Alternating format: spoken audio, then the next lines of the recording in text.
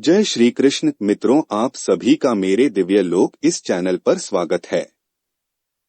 आज हम सुनेंगे महाभारत काल की एक कथा, कर्मों का फल।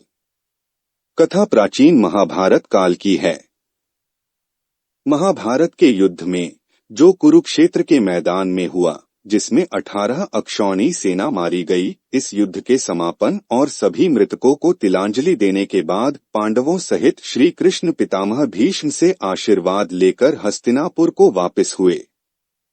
तब श्री कृष्ण को रोककर पितामह ने श्री कृष्ण से पूछ ही लिया, मधुसूदन, मेरे कौन से कर्म का फल है जो मैं शरशय्या पर पड़ा हुआ हूँ?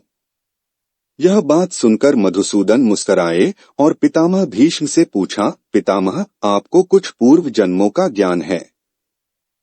इस पर पितामह ने कहा, हाँ श्री कृष्ण, मुझे अपने 100 पूर्व जन्मों का ज्ञान है कि मैंने किसी व्यक्ति का कभी अहित नहीं किया। Vertical bar.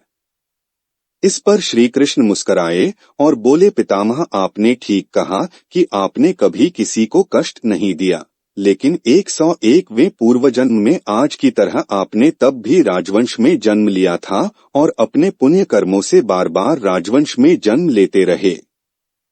लेकिन उस जन्म में जब आप युवराज थे, तब एक बार आप शिकार खेलकर जंगल से निकल रहे थे, तभी आपके घोड़े के अग्रभाग पर एक करकैंटा, कई पैरों वाला कीड़ा, एक वृक्ष से नीचे गिरा।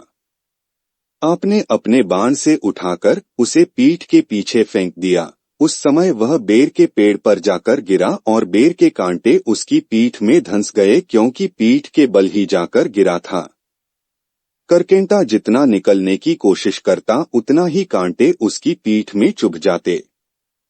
इस प्रकार करकेंटा 18 दिन जीवित रहा और यही ईश्वर से प्रार्थना करता रहा, हे युवराज, जिस तरह से मैं तड़प तड़प कर मृत्यु को प्राप्त हो रहा हूँ, ठीक इसी प्रकार तुम भी होना।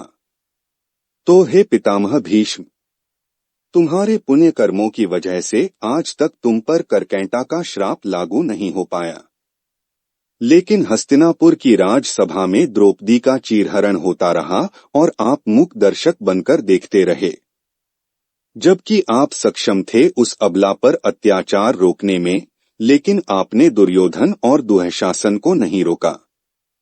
इसी कारण पितामह आपके सारे पुण्यकर्म क्षीण हो गए और करकैंटा का श्राप आप पर लागू हो गया।